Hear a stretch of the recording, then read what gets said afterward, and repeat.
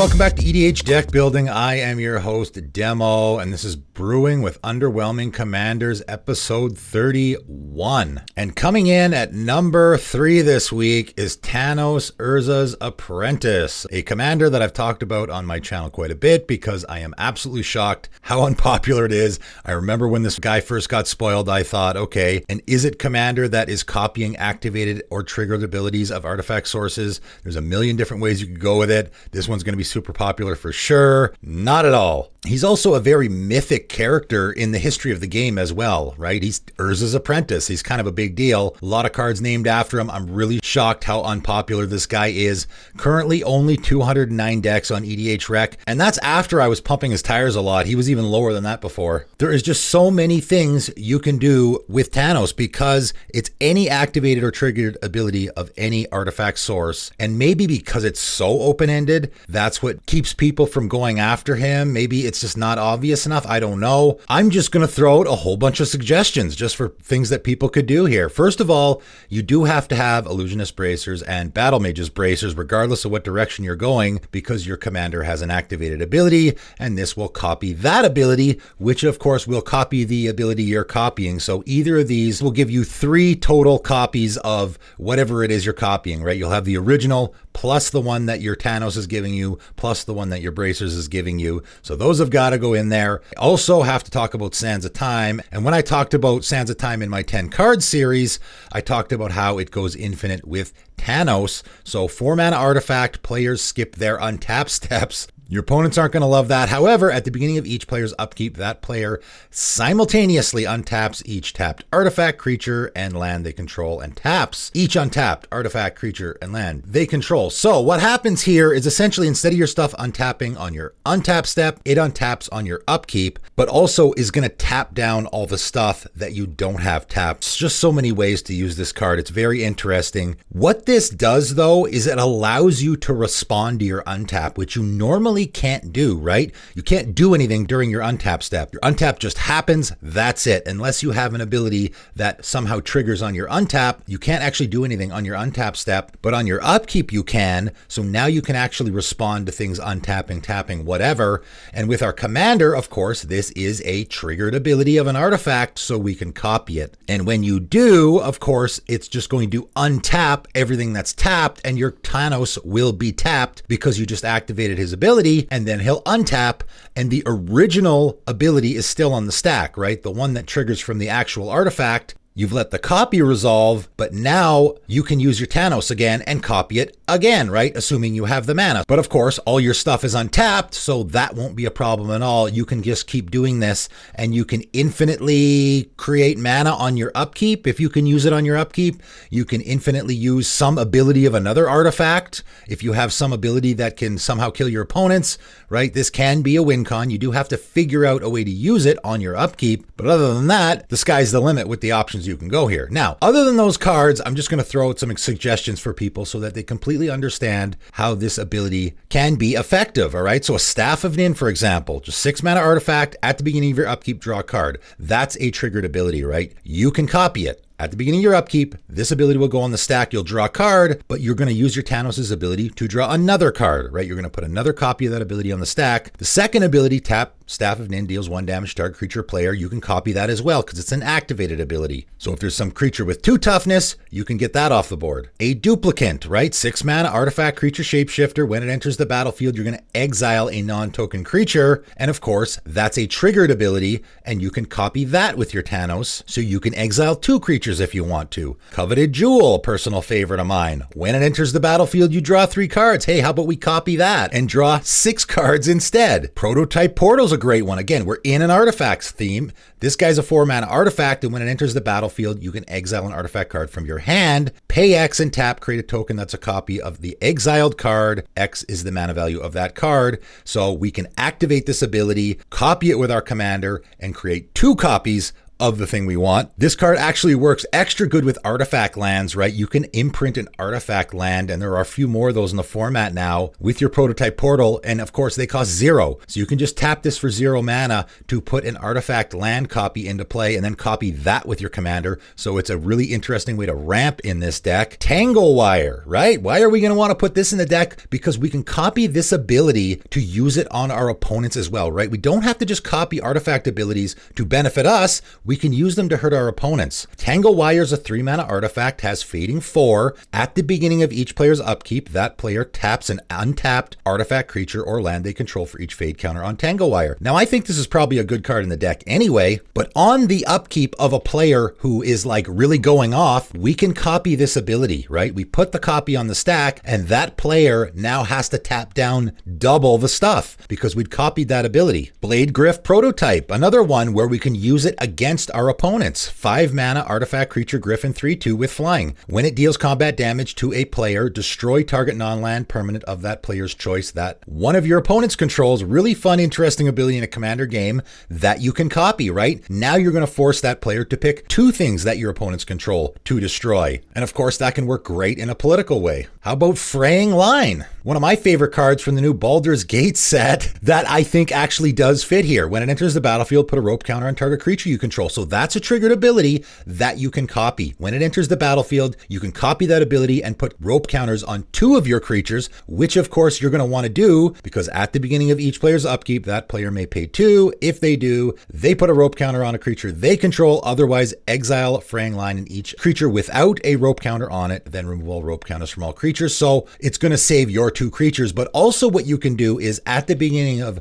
your opponent's upkeep, you can copy that triggered ability as well, right? That ability is going to go on the stack and that player may pay 2. You can copy it so that they have to pay an additional 2. And if they don't, then you're going to end up exiling all creatures, which is probably what you want to do, right? Now, I don't know if that's the best fit. I just thought it was an interesting one from the new set that would fit in this strategy. Oracle's Vault is a great one. Another card that I mentioned that I don't think sees nearly enough play. 4 mana artifact, pay 2 and tap, exile the top card of your library until end of turn. You may play that card, put a brick counter on Oracle's Vault. Tap, exile the top card of your library until end of turn. You may play that card without paying its mana cost. Activate only if there are 3 or more brick counters on Oracle's Vault. So you can get to the 3 brick counters a lot faster with your Tanos, right? Because you're going to use that first ability, you're going to copy it with Tanos, and now you're going to have 2 counters on your Oracle's Vault already, and you only need 1 more. And then once you have the 3, now you can activate that last ability and copy it and cast 2 things off the top of your library for free. So I think that's a great fit in there as well. Mere Welder seems like a great fit in a Tanos deck because you have so many artifacts with activated abilities, right? 3 mana artifact creature Mere 1/4 has imprint. You tap it to exile target artifact card from a graveyard. Mere Welder has all activated abilities of all cards exiled with it. So any of your artifacts with activated abilities like that Oracle's Vault, like that coveted jewel, you can now copy them with your Mere Welder because you're probably going to have a lot of those in your graveyard at some point during the game. So that might be a great include here as well. How are we going to close out the game? Well, I think Dragonspark Reactor might be a good one. 1 on a red artifact. Whenever Dragonspark Reactor, another artifact, enters the battlefield under your control, put a charge counter on it. Of course, we're going to have a lot of artifacts in this deck, and you can pay 4 and sacrifice it. Deals damage equal to the number of charge counters on it to target player, and that much damage to up to 1 target creature.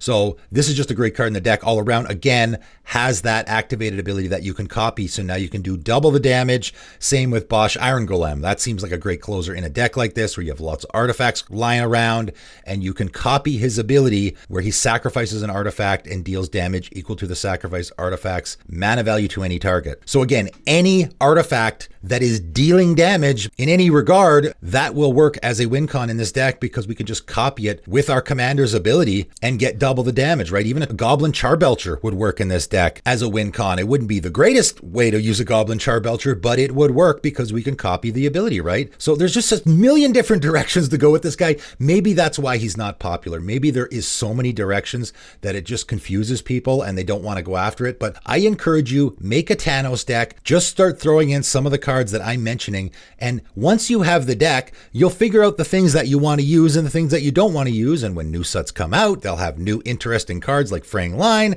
that you can add in there and copy those abilities. It seems like just a really fun deck where you get to use all these fun, interesting artifacts and copy the abilities. I think it's a great commander. I might do this one myself. All right, next up we have Saryth the Viper's Fang. And again, this is another one that I'm shocked how unpopular it was. It was one of my favorite commanders from Innistrad Midnight Hunt. I thought it would be popular. I know it's only mono green, but there's just a lot of interesting things going on here. So 2 green, human warlock, 3/4. Other tapped creatures you control have death touch. So that's a great ability you can do a lot of stuff with. Other untapped creatures you control have hexproof. That's always going to be good. And also pay 1 and untap another target creature or land you control. And that's ability you can do a ton of things with. So again, maybe this is the same situation where there's just so much going on here that it's not focused enough for people to really go after it. I'm not sure. But again, I'm just going to throw out some ideas here. As soon as I saw this guy, I put him in my Questing Beast deck, right? I thought it was a fantastic fit there for a couple of reasons. First of all,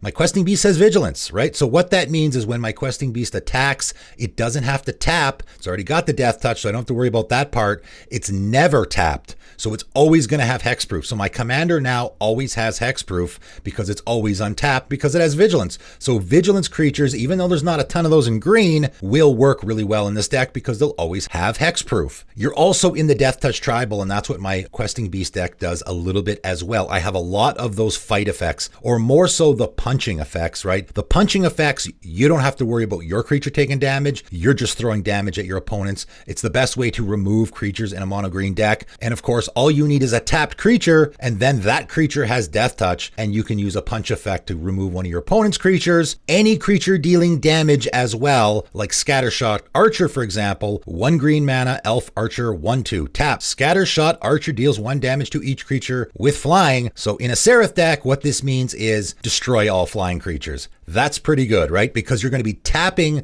your creature when you activate its ability. It deals the damage. Now that's damage coming from a tapped creature you control, which gives it death touch. So any creature with a tap ability that is dealing damage in green will work really, really well here. If you're doing the Death Touch Tribal thing, of course, Finn the Fangbearer is going to be a great win con for you. Going to give your opponents 2 poison counters every time one of your creatures connects. Trample also works really, really well with Death Touch. Those in combination are fantastic. So any trample creature, and of course green has a lot of those, works fantastically with Death Touch because the way the rules work is you have to deal enough damage to kill that creature, and then the rest of the damage tramples over. And of course with Death Touch, you only have to deal 1 damage to kill that creature. So of course they work fantastically together, and that's why there is no creatures in the history of the game that have both Death Touch and Trample printed on the card, because it is just way too good. So any creature in this deck, when it attacks, if it has trample, you just deal 1 damage to that blocking creature, and then the rest tramples over. Another card I mentioned on my 10 cards videos that I think is a fantastic fit in a Serith deck, Oak Street Innkeeper, 2 and a green elf, 1/2. As long as it's not your turn,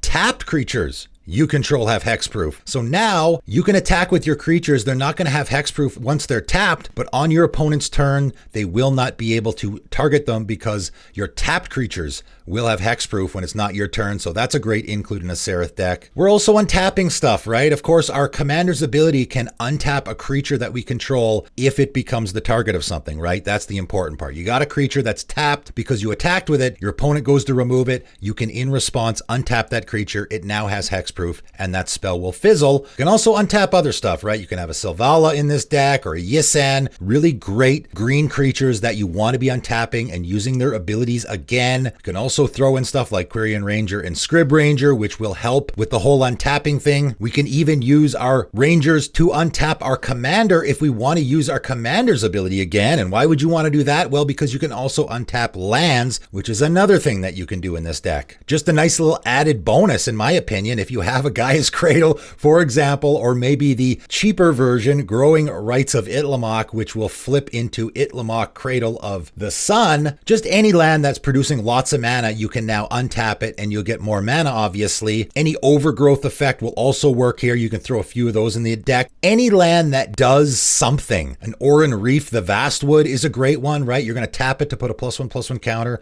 on each green creature that entered the battlefield this turn. That's all your creatures. So this is a great one to be able to reuse again, right? You have a bunch of creatures enter the battlefield, you put counters on all of them, untap it with your commander, and put more counters on all of them. So there's lots of great lands that you can be untapping as well. There's just a lot you can do with this commander. I'm surprised it's so unpopular. I guess it's mono green. You know, I remember a day when I first started playing Commander where everyone went for the mono green commanders. They were really popular. Seeing mono green decks in Commander games was very common. Not so much anymore, I guess. Again, this is another one that I would definitely build myself. There's just so much going on here. There's so many interesting directions you can go. And again, just like with Tanos, this to me feels like one of those commanders where every set that comes out, there's probably going to be a new and interesting creature that's going to fit in your deck, whether it be a creature that has vigilance or a creature that has trample or a creature you want to be untapping or maybe a land you want to be untapping. I love having commander decks like that where there's always going to be this neat card that I can throw in the deck. I think this is a fantastic commander. But our winner this time is Nihiloor. That's it, just Nihiloor. Not Nihiloor of anything, just that one word name like Cher. You don't see that much anymore. 2 white, a blue, and a black. Horror 3/5. When Nihiloor enters the battlefield, for each opponent, tap up to 1 untapped creature you control. When you do, gain control of target creature that player controls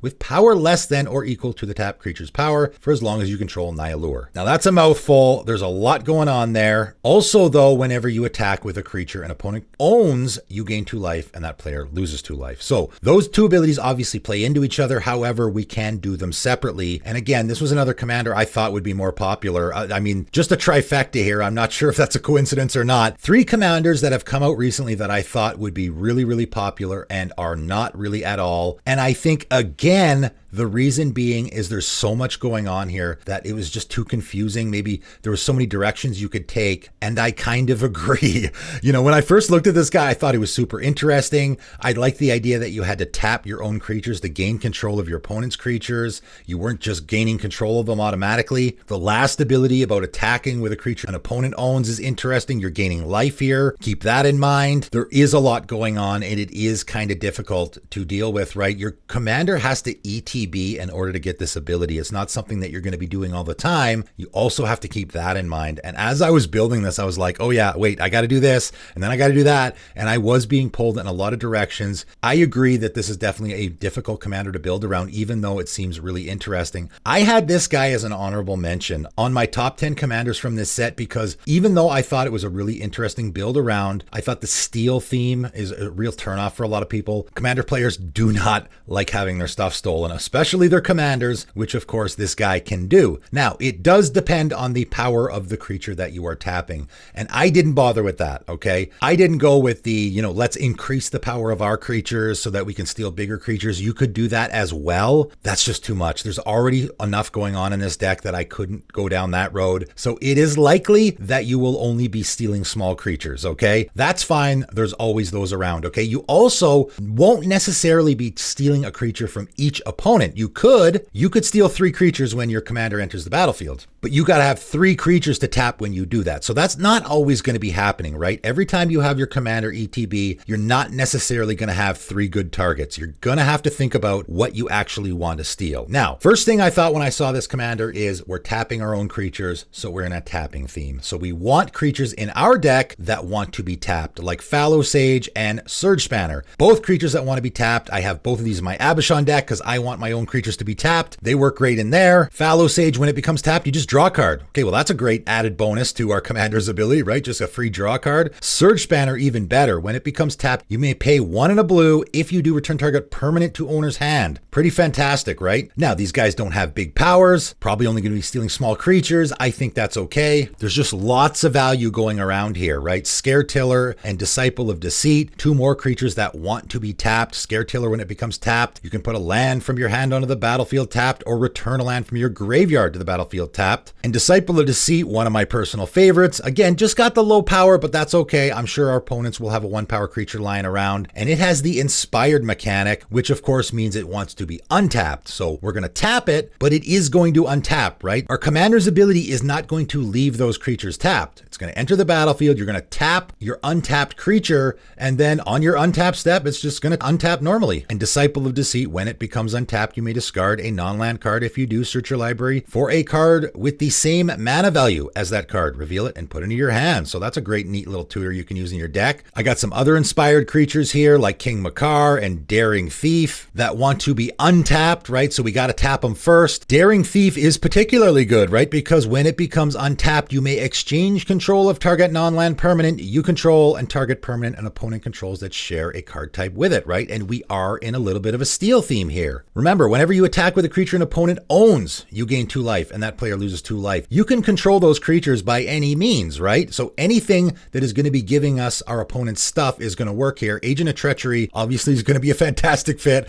I know people don't love this card, but when it enters the battlefield, you gain control of target permanent. So if we steal a creature with it, we can then attack. But more to the point, at the beginning of your end step, if you control 3 or more permanents you don't own, you get to draw 3 cards. And of course, with our commander's ability alone, we can steal 3 things. So that's going to be really easy in this deck to get that end step trigger. Gissa, Glorious Resurrector, another great commander that, again, I'm super surprised it's not more popular. Again, maybe because you're in the steal theme, right? If a creature an opponent controls would die, you exile instead. At the beginning of your upkeep, put all creature cards exiled with Gissa, Glorious Resurrector onto the battlefield under your control. They gain Decayed. So again, these are all creatures that are owned by our opponents that are going to be under our control. And when we attack with them, we'll gain 2 life and our opponents will lose 2 life. And that really is the win con in this deck, I think. The interesting thing about this ability is that the person that owns the creature is the one that's losing the life, right? When you look at that ability, it looks like whoever you're attacking is losing the life. That's not the case. Whenever you attack with a creature, doesn't matter who the person you're attacking is, the opponent that owns that creature is the one that's going to lose the life, which is very interesting. Keep that in mind. Hostage Taker, another great fit here for stealing your opponent's stuff, and again is an ETB creature, and we are in a little bit of an ETB theme. I will get back to that. Phyrexian Infiltrator, another interesting one. 2 and a black Phyrexian minion 2/2. You can pay 2 blue, exchange control of Phyrexian Infiltrator and target creature. So you just swap this guy out with your opponent's creature. I like to refer to this guy as the poor man's Gilded Drake, which of course you could probably also put in this deck if you could afford it. You always choose a player that doesn't have blue, right? Because if you choose an opponent who doesn't have blue mana, they can't activate the ability themselves, right? If you give this to a player who has blue mana, they can just swap back. You choose the player who doesn't have blue mana, and then they can't reuse this ability. Mariki Rebarrett also works here, right? We're in an Esper deck that's stealing creatures, so of course, why wouldn't you? We also are in a little bit of a tapping, just a little bit of a tapping, untapping theme, so that will also work with her. And Thieving Amalgam, of course, works with what we're doing. 5 black, ape, snake, 6/7. At the beginning of each opponent's upkeep, you manifest the top card of that player's library, and of course that means it's a face down 2/2 creature. And even though it isn't a real creature, like it could be an instant or a land underneath, but is still a creature, and that card is owned by your opponent. So when you attack with it, it is a creature your opponent owns, so that will work with our commander's ability. Also though, whenever a creature you control but don't own dies, its owner loses 2 life and you gain 2 life. So of course that's working perfectly with everything our commander is doing as well. It's doing the life loss, life gain thing. Any creatures that we steal through any other effect when they die will trigger this, so great fit in the deck. I talked about the blinking, and of course that is gotta go in here for a couple of reasons, okay? First of all, our commander has a ETB ability. So if we want to reuse it, blinking our commander is great. We can also use it with our Agent of Treachery. We can also use it with our Hostage Taker, but we can also use it with our opponent's creatures if the wording is correct. So for example, Cloud Shift. 1 white mana instant, exile target creature you control, return that card to the battlefield under your control. The wording here matters. So if we blink our opponent's creature, it will come back into play permanently under our control. Doesn't matter if Nihiloor leaves the battlefield now, we permanently control that creature. Everyone's favorite version of this, Ephemerate, will not work here. Exile target creature you control, then return to the battlefield under its owner's control, right? That's obviously not going to work. We're just going to give our opponent their creature back. That doesn't work. I mean, it works on our commander, I suppose, but I stuck to the stuff that has the appropriate wording so that we can actually permanently steal our opponent's creatures. Conjurer's Closet and Facet Deep Dwelling both do this, and of course, they're repeatable. It's going to happen on our end step. They're going to exile a creature we control, then return that card to the battlefield under our control. So if it's our commander, that's great. Any creature we want to blink, or if it's our opponent's creature, we can now permanently steal it. Couple other ways to deal with the opponent's creatures that we're stealing. Rishadan Pawnshop and Synod Sanctum are a couple of my favorites. Again, if our opponents get our commander off the table, they're going to get their creatures back. We don't want that. Rishadan Pawnshop, you can pay 2 mana and tap it to shuffle it into owner's library, right? So now that creature that they want back will just shuffle into their library, so they won't be getting it back for probably a long time. Synod Sanctum, we can pay 2 and exile target permanent we control. So again, we can use this in sort of a blinky way where we could exile another creature we control if we want to get it back later, because we can pay 2 and sacrifice Synod Sanctum, return all cards exiled with Synod Sanctum to the battlefield under your control. And again, it has that appropriate wording. So we can use this in both regards. This is really one of the best cards in the deck, I think. We can exile our Agent of Treachery because we want to use its ETB again. Then we can exile an opponent's creature. That's going to stay in exile. Then let's exile our commander. How about, right? All 3 of those cards have been exiled with our Synod Sanctum. We will sacrifice it and bring them all back into play at the same time, gain control of a bunch of stuff, and then our opponent's creature is now permanently under our control. Also got to throw High Market in here, obviously. Just sacrifice that creature and just so our opponent doesn't get it back. Shadowheart Dark Justicar from the new Battle for Baldur's Gate set. And as I've already made a video about, I just think these background commanders work in the 99 of so many decks. I think we're going to see them in the 99 way more than we're going to see them as commanders. This one in particular, because you can just pay 1 and a black and tap, sacrifice another creature, draw X cards, where X is that creature's power. So this is just a great way to use those creatures that we're stealing from our opponents, right? We might not always want to steal them and keep them. We want to just steal them and then sacrifice them to some effect. We are also gaining life, as I previously pointed out, and I always like to take advantage of that if my commander is repeatedly gaining life. So I did put some stuff in here like Cleric Class and Voice of the Blessed, stuff that is going to be taking advantage of the incidental life gain that we are getting. Cleric Class, if you would gain life, you gain that much life plus 1 instead. So now we're going to gain 3 life instead. And if we can get to level 2, whenever you gain life, put a +1/+1 counter on target creature you control. And remember, our commander's ability is whenever you attack with any creature that you don't own, so it can trigger multiple times in a turn. Voice of the Blessed as well wants that multiple triggers of life gain, right? Because whenever you gain a life, you put a +1/+1 counter on it. And as long as it has 4 or more counters, it has Flying and Vigilance, and if it has 10 or more counters, it's got Indestructible. So that's a great addition in the deck, I think. Also throw in Well Lost Dreams, great card draw option whenever you're gaining life in your deck, because whenever you gain life, you may pay X, where X is less than or equal to the amount of life you gained if you do draw X cards. So with the amount of life we're gaining, this just allows you to draw pretty much as many cards as you have mana. I'll also point out I did put a lot of creature land ramp in the deck, and the reason why is because we need creatures in play in order for our Nihiloor's ability to work, right? This is actually a very creature heavy deck. I got 31 creatures in here. I didn't put some of the usual land ramp that I would put in a deck like this, like Wayfarer's Bauble, because I replaced it all with creatures that are getting us lands, because we need creatures to be in play in order to use our commander's ability, right? We don't have to use those creatures that we want to be tapping. We can just use any old creature. Aerial Surveyor, though, because it has crew 2, works with all the tapping as well, right? So if we have our Fallow Sage in play and our Aerial Surveyor, our Fallow Sage can now crew our Aerial Surveyor, and we can draw a card and then go get a Plains card. So some great synergy there. I also threw in Sky Hussar because I love this card. We're in a tapping theme. We're also sort of in an untapping theme, so this works with both 3 white and a blue, a Human Knight 4/3 with flying. When it enters the battlefield, untap all creatures you control. So with all the tapping we're doing, we can just play this guy. It'll untap our whole team. That might come in handy, but more so it has that forecast ability. Tap 2 untapped white and or blue creatures you control. Reveal Sky Hussar from your hand to draw a card.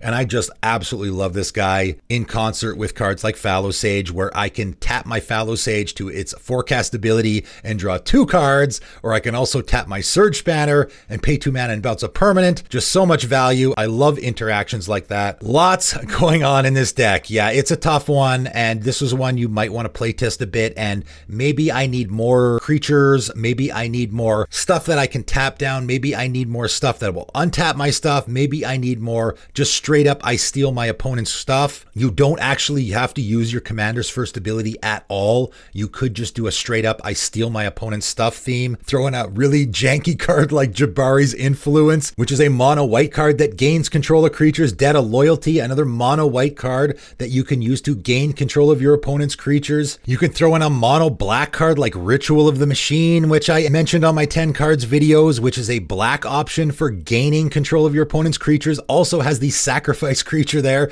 so you can sacrifice a creature that you've already gained control of. You could go really hard on that theme. I tried to do a lot of everything, right? I tried to throw in the tapping theme, gaining control of stuff, blinking, dealing with the creatures we've already stolen, and a little bit of the life gain thing as well. You could do more of a focus, just straight up steal theme. Like I said, your opponents tend to hate on those kinds of strategies, so it might make you a target. Do whatever you like. I got a deck that I put together here that's doing a lot of different interesting things. If you are interested in giving it a test drive, I have the deck list in the description below. Feel free to check it out. But that is it for today, and thanks for tuning in.